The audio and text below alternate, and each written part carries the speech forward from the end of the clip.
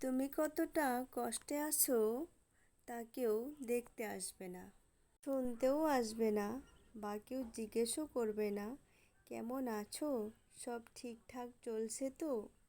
এই কথাও জিজ্ঞেস করবে না কখনো, কারণ তারা জানে তুমি কষ্টে আছো। তখন ওরা মনে মনে হাসতে থাকে, কিন্তু প্রাণ খুলে একবার হেসে দেখো, সেই হাসিটা হিংসে করা লোকের অভাব নেই। কিন্তু এই সমাজের লোকগুলো কেমন যেন কেউ কারো ভালো চায় না, কাউকে ভালো থাকা দেখলেই হিংসে করা শুরু করে দেয়। তাই নিজের কষ্টের কথাগুলো কখনো কাউকে বলতে যাবেন না। এই সমাজের লোকগুলো যদি জানতে পারে তুমি কষ্টে আসো, আরও বেশি হাসাহাসি করবে। তাই কাউকে কোনো কথা না বলে নিজে ভালো থাকার চেষ্টা করো, কারো পরোয়া না করে নিজে বাঁচো নিজের মতো করে, ভালো থাকো।